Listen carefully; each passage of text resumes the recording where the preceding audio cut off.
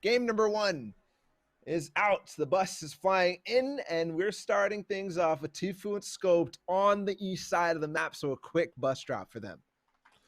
Now, it'll be fast, which means they get a little bit more time in that early game, making sure their landing is good for the grotto. These are two of the people that have confirmed that no matter what, they'll be landing at this spot.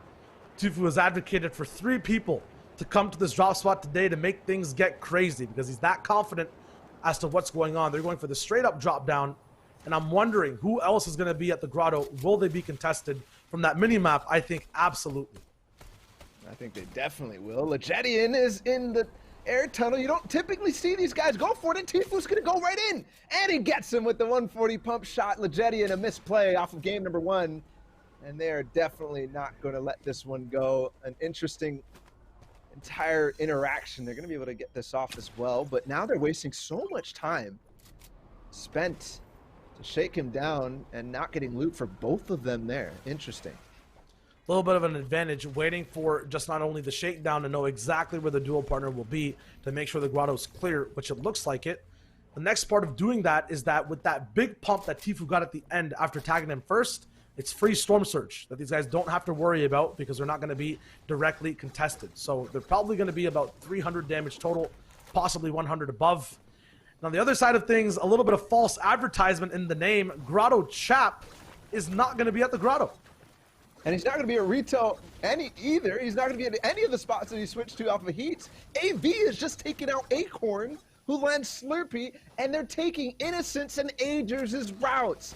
And all the different things that we've seen throughout the season about this specific thing. Chap and AV playing the mind game of a century with their drop spot now. And it's working out so far because AV has finished. They've already got the point on Acorn in Slurpee Swamps. Living up to the name of positional mastermind himself before the game, during the game, and hopefully after when they win. You talk about Innocence and Agers' drop spot. These guys are no, strangers to winning out games. They still have powerful loot, good positioning, and Chap and AV can easily flex into that role, into that game style, and hopefully get some new unique wins on their own way. Quicks and Calc, who seem to have claimed completely by themselves. There's Armand, and Tfue's going to quickly close that one out by himself even. So the nail in the... I mean, already making a statement in game number 1, that was way too easy if you want to actually be contesting here for the next couple of games. But one thing to note is that Haz and AV are not here. I was going to talk about Calc and Clicks and their road to getting Lazy Lake uncontested. It looks like that was a success, one that isn't uncontested, and it seems that people don't give them the respect. It's edgy and scented, and they're here at Misty Meadows, a team on the other side. Still going to be good loot here, but they might have to fight if things do continue this way. We'll see if that fight breaks out. Misty takes a little bit of time to ramp up this duo. That doesn't take too long to get things started, though. Ronaldo, unknown. For the first time, I think, in a grand finals, not going to be uncontested. And they are going to be contested against Acorn and Jack. In squads, they were kind of splitting a little bit with, if you remember, the team of, who was it, Creo and a couple of other people. They were pushed way out to the west of it, and it still worked out. But today, they're contested against Acorn and Jack, but as you can know, based on watching Chap and AV, Acorn is down to the hands of Chap, so it might be a quick, easy fight for Ronaldo and Unknown. There's contest on storylines as well, because now in this grand finals, we talked about NA East's Heat 3 being stacked. The competition is totally stacked with 15 teams today who have seen a grand finals before, experienced veterans. For people who it's their first time, this kind of possibly rings trouble because they're going to be facing people who know exactly what they're doing.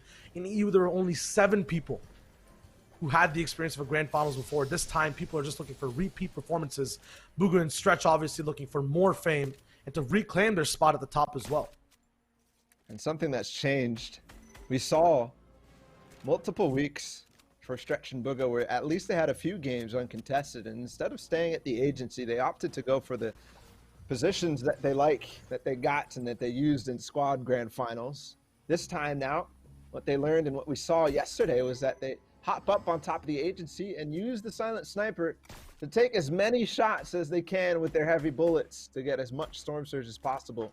And so far, so good for Stretch and Booga in this game.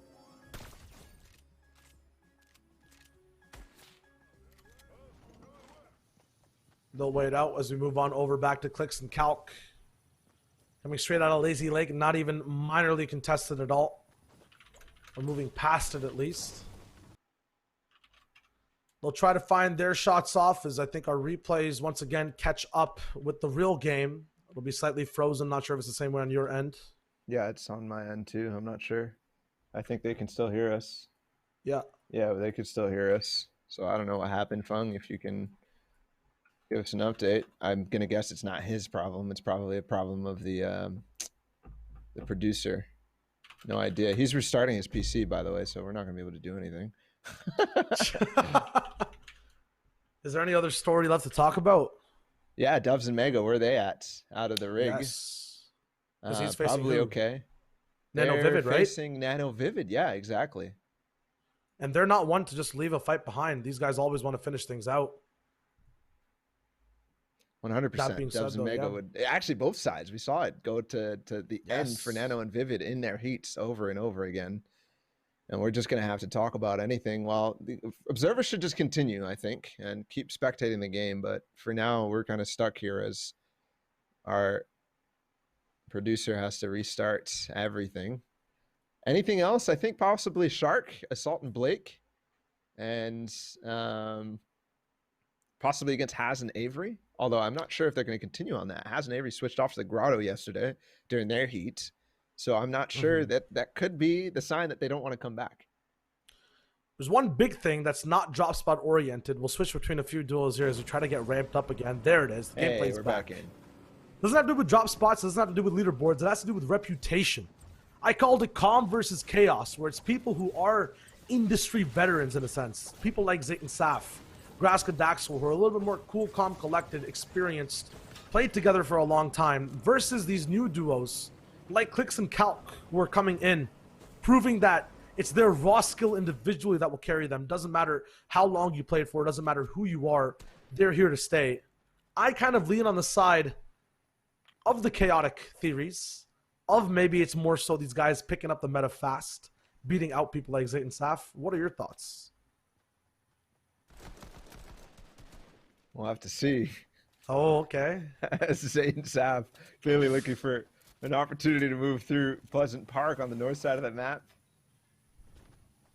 I'm not going to lie, I was reading the production chat, so I have no clue what you said. Oh, the Caster Classic. Chapman AV getting pushed here on the side as they rotate early out of Slurpee, which is not necessarily what we always saw from Innocence and Ages. One of the good reasons why that worked so well was how good they play off of edge. Chapman AV, their balance is much more favored towards grabbing position over anything else.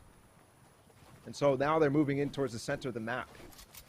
It's potential that we could see that this drop spot might not quite work out for them. I mean, it's a very good observation you made, because I feel like every clutch we've seen from AV has always been on the edge of a zone line first, where he pops his classic 50 potion and then gets moving afterwards. Every single highlight that we've seen of him individually. So if they're playing a little bit on the edge side of the map, you're absolutely right. They'll get into those positions a lot faster. I'm not sure if that being their default is always the wave, though, because usually they start off central and then get into trouble over pressuring, which is good and bad. But we'll see how it works out. Right now, we're going to be tuning back into Zayt and Saf. Once again, you mentioned that a lot of people will not be streaming. Getting this POV for a long amount of time, the context in early game, then to mid to end, is going to be so interesting to see and watch, because I feel like this is one of those duos that hides their strategies season to season. That they do, and now pushing up towards Sizlucky and Lazar P up on the mountain, a good position for them. They're also trying to obscure how they rotate and how they move, and also pay attention to how that is happening, because look at that mountain. Sizlucky and Lazar P are up on the top, but there's also a team in the back. Now switching things up on the team of High Sky and Commandment, who have clearly already made their way out of Pleasant Park, where Zayt and Saf were kind of hunting. and all the way towards center. It's another East pull for NA East. And unknown Ronaldo still on edge. This favors Tfue and Scoped, which is kind of my implication of that Eastern pull. Also a team like Knight and Rogue Shark. Man, is it going to be the same thing as what we saw before in the qualification stages in Heat 2? Is it just going to be grotto zones time and time again? Saw a couple Eastern zones, at least at the start, but it didn't really matter in EU. But that's because they play slightly more aggressively. And I think that's still holding true for all of this, even though that we've evened up the meta for most of the different regions. EU just loves to get their mid-game surge through box fights, especially even as you approach the 5th zone. They just do not stop on the aggressiveness. And if there's a team that gets next to you or something like that, they will fight you for that position. So maybe it is a better sign for a team on the east of the map like Scoped and Tfue than it was for EU.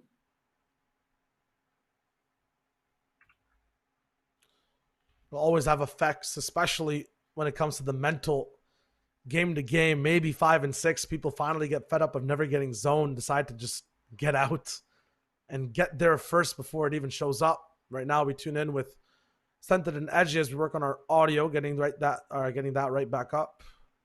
As Commandment gets another pick, and Nosh takes out High Skyer, knocks him down for a second there too.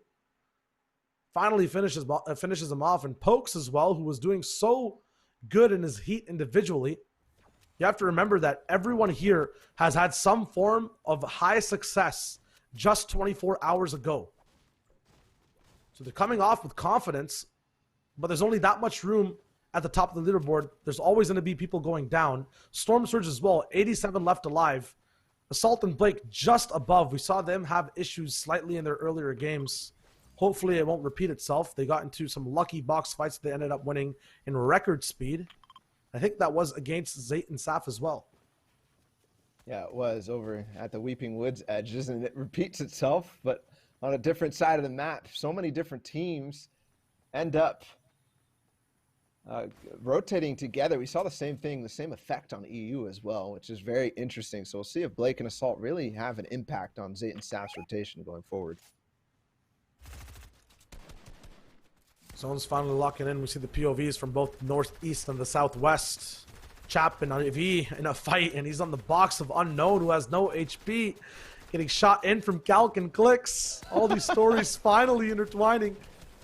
They're 300 damage above, still taking shots, and an Unknown can edit here at any moment, deciding not to. I'm not sure where AV is exactly, but he's sitting very healthy. These guys are obviously split, but for how far? Ronaldo is down right now. It's down, and Unknown still in zone. Chap actually has this edit that he can work into. He's going to get the card of Ronaldo. He has floppers and a medkit to stay in if he wants to. Clicks and Calc definitely getting involved there, and even Graska and Daxor. So much congestion on this bottom southwestern side, and they will get ended. And AV and Chap are going to be able to get the loot, get the spoils, get the floppers, and if you see AV's inventory already, 4 for him, add 4 to that total, and now they have the potential to play in zone and even get the upgraded pump shotgun. This is a good find from them, but how do they work their way out of this? Because you can see Clicks and Calc were already paying attention. I think they have their own plate to deal with. 7 floppers will let AV possibly get out of any situation all the way till the 8th zone until now. I'm not sure if he decided not to get the other 3 unless they're in Chap's inventory. Here's Clicks and Calc's PLV that you were asking for. They're already going to be moving themselves past the build that they've pressured. It's Grandma Teets and Mikey all the way up front with Paper and Jamper following behind. 2 top names in mid-game that perform time and time again. And up on height, it's Clarity G and Elevate. And they actually give it up as Zone continues to pull towards Dirty Docks. And it looks like it was fine for Chap and AV to make their way out, but with Zone moving right now and how many people are migrating with them, this is going to be a very, very congested side. Who's going to end up on that northeastern? Because I think that's going to be very important. Is it going to be Scoped and Tfue? No, they're on the southwest side. Is it going to be Knight and Rogue Shark? I'm guessing that's my next prediction for who that is. Might be Gandhi and Leo as well, all the way up on that northern side. Scented and Edgy are hold up as we see the King's perspective from Scoped and Tfue. We saw Tfue get those 2 quick elims onto Legendian and Armand with almost no contest. Class and Tristan hit, followed down below. I think playing really well in their heat. Now in game 1, everything's defined, and they have their sights set onto the box that AV and Chap have to move out from. Question is, how long can they hold this tower, this antenna? Will they always have a signal on every duo? Or will the zone pull them way off? There's Graska Daxor coming in from the back. Those mid-game duos slightly rotate with each other, and that allows Chap and AV to sneak right by under the eyes and the surveillance of Tfue and Scoped. Edgy and Scented. They love to play that low ground layer on NA East, but how does it all combine when you add so many different teams like Chap and AV in an endgame?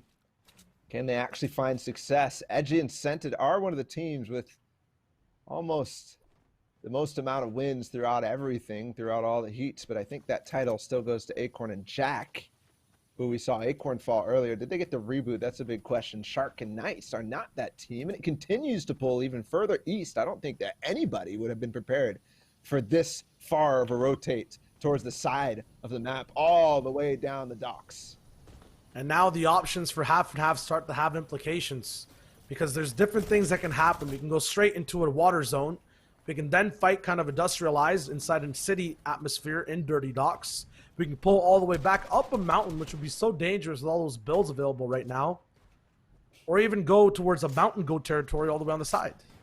And look at this zone right now. Not a single team is even past the quarter mark if you split it vertically down the center. Ridiculous how congested this is going to be, and it still has the opportunity to even pull south. There's one team down there, Mega and Dubs, doing Mega and Dubs things onto Crimson Kaz, up higher than them. They've got the double heavy sniper, and it almost works out. They've cleared out a lot. They could do it again, and they're actually going to get the piece control too. It's going to drop Kaz, an instant elimination. Mega and Dubs, even though they telegraphed what was happening there, they still get it. Kaz unawares, and they're going to get the impacts. Kaz never received the message, finally receives the action. And now Crims is left by himself to possibly find just a stepping stone to play off of. Maybe just one elimination, one placement threshold. It would mean so much. Because we saw in other regions, it was a game of inches in terms of who won and who lost. A 1-point, 2-point difference in victory in second place. I was wondering if the player count was going to dwindle significantly here as we make the rotate to 5th zone because of how congested it's going to get. Scented and Edgy on a good spot down south. Zayt and Saf look like they're on high up north. And there's a team very high up in this bottom corner that Edgy and Scented are in. Zayt might, at the same time, does pick up an elimination on the Fatch. Same with Blake. And here's the wide shots. Dubs and Mega, all they have to do is fight Crims up above. As we switch over to Clicks and Calc. They're not above Surge whatsoever. On that backside, there's something serious going on with Clarity Elevate, Scented and Edgy. But then right below them, a little bit of levity, a little bit of jokingness. Oh my god, it's Booga underneath Clicks. It's that banana skin duo that is still surviving, and in this game, I think it's XNB, his duo partner Ved. Right now, Clicks and Calc 150 damage above are trying to find ways to stay above Surge, but at the same time, stay secluded. Gandhi and Leo are in the best warehouse to be in for the zone and can just easily move over, but you can see the names on your screen. I can't pinpoint a weak duo in my eyes. Not a single one. Dubs and Mega were in that zone. I'm wondering if they're going to pressure up against Kaz. No, sorry, Crims, who's still alive. Because they have the potential. By the way, Scope did just fall on that small rotate. Here's Clicks and Calc. And I think, based on the congestion that I'm seeing in this game, that these guys could be activated because this is where they operate best, box to box. On these mid-ground layers, right under Dubs. They might go for the impact. No, they just replaced the floor. Two people so close having the same playstyles. You saw what Mega and Dubs just did to Kaz. This is what Clix does individually to people time and time again. So them being so close could prove disaster for both duos. They have to get away, but they don't even know it. Dubs is looking for it. There it is. And Clix backs up. You're not facing a low reaction time duo. This is going to be speed versus acceleration. Question is, who's faster? So far, it looks like Clix. But as they move is when they operate the best. Dubs and Mega up above. Where's the 6 zone going? It's going to pull away, continuing down that dead side. So finally, we're going to see a bigger spread as we move down into this 6 zone of all the different players. But still 46 alive at this point. This is going to be very, very stacked. Yup, and Kanata is going to be right beside Clix as well. Stretch is going to be in the same box as Bugha. This is their classic style of just playing literally very low-key, waiting for the zone to come in and using that launch pad before anything else. But yeah, not even no heals, no utility from Stretch, as he has a very, very basic 2-gun loadout, making his shot count the most. It's Boyle and Pixel he has to get through. Will he try to? Is this where they kind of put down that launch that he has in his inventory? No materials left, so they're looking for anything, a morsel, before they move. There it is, but with 11 total builds, will Stretch be able to survive this landing? Everybody trying to land on one side of zone, the closest one that will be there, but Knight and Rogueshark make that nasty play. Oh my goodness, Stretch on the Damians. I was pointing out, Bugha is now down, and Stretch did get the impact. It's Dubs and Mega on his wall. I was pointing out Knight and Rogueshark up on height. They built over the tower there in Dirty Docks off the backside of zone, so I believe they're going to be able to have that. Can't quite look up. Saf finding one as well. AV connecting for a couple here. Stretch on the Dubs and Mega again. Dubs and Mega, Clix and Calc have been able to just traverse both sides of this mid-ground, getting multiple eliminations, so anyone trying to survive won't be possible. Balo, you were right, it's Shark up at height, but AV is trying to contest for that top spot as well. These guys are used to being in that position. Mega and Dubs, though, feel right at home. Next to a mountain, might have to elevate just a bit. No, they choose the launch pad and get all the way up, possibly working for height right underneath Shark. And they got it. They didn't realize that was happening. They got the cone off. Mega did. No, wait. It's going to be the same thing. Hold on. He gets knocked out, but I think he's safe. I think Mega still maintains, and he is going to launch up, but bonks his head. They're still fighting, and Dubs is nowhere to be found. He reconnects. This is so important that he holds this. Yes, he does, because Mega's still up top, and they've now lost it. Dubs and Mega, but at what cost? 12 builds from this position. This reminds me of the finale of Squads Game 6 right now, moving up a great mountain. Everyone left behind. AV on the right side, Chap nowhere to be seen just yet. Clix fighting Avery box to box as Shark gets left way behind in the depths. Bugha's down, Stretch trying to clutch. Clix now by himself as well, looking to see if he can wrap up the game with more eliminations. Has to move through Joey, and AV first picks up Joey, then over AV he goes in the box. Tries to move forward, more eliminations. Is it possible? He just misses Chap by his hair and gets the big clap back on the backside, then catches up to Chap and through the stairs, gets a pick, defends, gets the finish. Oh my god, Clix, how are you alive? And now it's still Dubs and Mega spraying down against him. Strobe, and I believe Goosh still alive. They finished that off. Even though Clix did his best, yes, it is Strobe, but Goosh is down. 2 eliminations for him. AV still up in this game. Mega down on low ground. They're trying to close things out because it's Strobe against AV with Dubs and Mega up on high. And we know how these games go time and time again. It's always height that has the advantage. There's never any blunders, and with a big hit right there from Mega, we can already possibly see game 1 wrapped up with mid-ground to height, transition to momentum. And right now, these guys look to just hold their spot, playing patiently, waiting for Strobe. In its last moment, he doesn't have any light whatsoever. They take game 1, 18 total points. That is a good start to the